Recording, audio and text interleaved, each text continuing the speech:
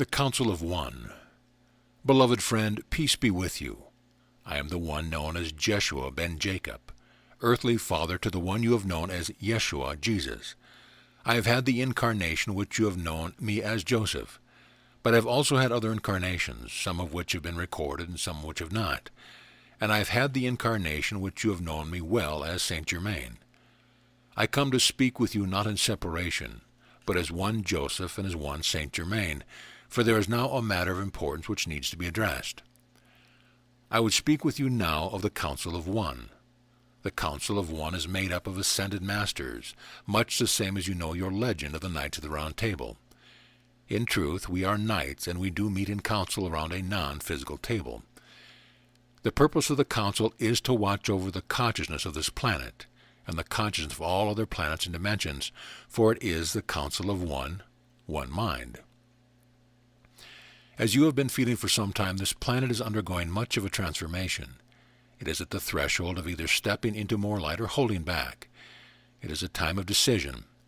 It is a time when those of you who are incarnate are going to be the movers and shakers, the ones who mold the collective consciousness.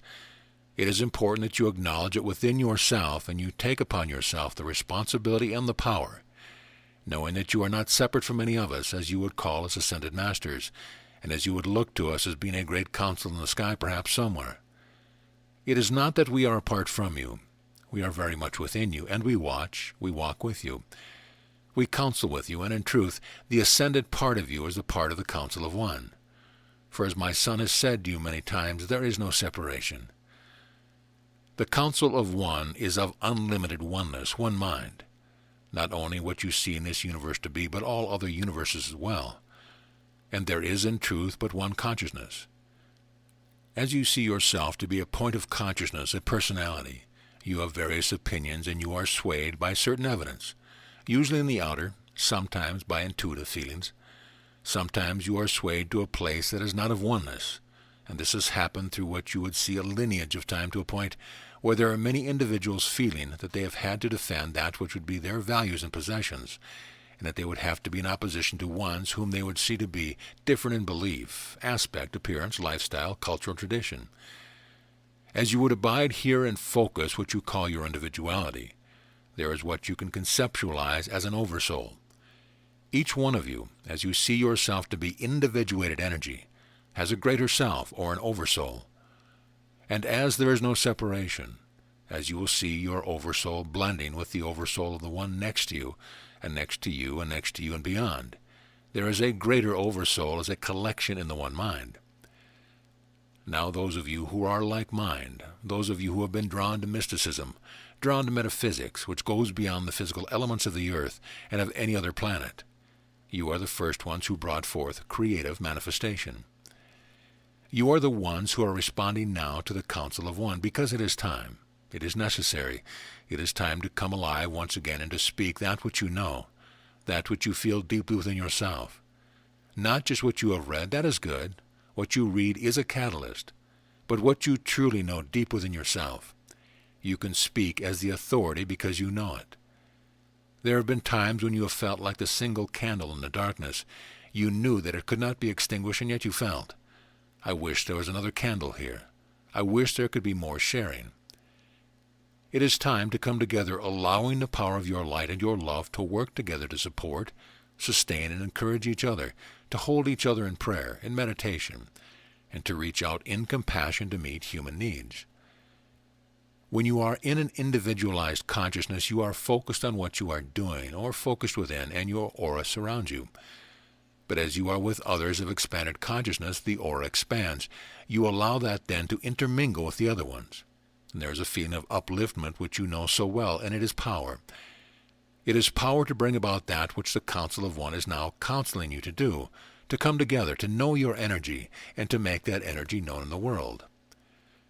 For you are at a place now where you have deep feelings about choices which are being made.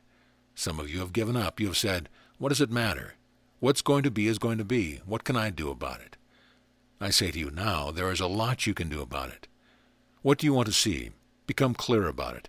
Even write it down in order to become clear about it. What do you want to see in the next 6 months of your timing? What do you want to see in the next year? What do you want to see for your children and your grandchildren? You can envision far enough out for that. But immediately, what do you want to see? Do you want to see ones laying down their weapons and saying, "We don't have to fight any longer"? Do you want to see ones coming to the place where they can hold out the hand and say, "Yes, we have different beliefs, but we can discuss them and we can dialogue with each other"? You can envision that. It may seem to be impossible when you look with the human mind as the one single candle, but when you allow yourself to know that you are part of the Council of One, and you are, you realize that what you envision will become manifest. Those of you who feel that you are just one small piece of light and that there is nothing you can do, allow that thought to be put aside. We will not battle with that because that only gives it energy. But put it off to the side in a box for a moment and say, what if I could envision the ones who are jealous of each other, the ones who have been taught hatred of each other, the ones who live in fear of each other? What if they could lay down their arms, the judgments, for half an hour, look at each other, even tentatively, and then perhaps with a little more surety to be able to have dialogue one with another? Not to have to agree, but to have dialogue, the same as you do sometimes with your partner. Sometimes you have the agreements to disagree. Not to change the other one's point of view, although perhaps you start out that way, but to at least have communication. You can envision that for your world and certain points of turmoil upon your world right now. It is necessary for your world to come alive in a higher vibration, for when you listen to your news media, you have all the news of the heaviness of the world. What you must do is to counteract it with your own uplifted vibration. Do not deny what is going on in the world. It is happening. But you do not have to abide in the possible perspective of tragedy. Allow that to be a truth. But your truth is a higher truth. Your truth is of oneness. Your truth is of enlightenment. You have witnessed Mother Earth providing catalysts in the form of earthquakes and tsunamis to provide opportunity for ones to view the events as tragedy or as the miracles of ones coming together to help one another. Where there has been division, there can be healing even in the midst of chaos. Those of us who are of the Council of One, as you would understand a concept of council, individual ones coming together in council, have enjoined me to speak with you about these issues, because there is a light of the dawn, and you are the ones who are heralding the dawn, but you have to be awake to it.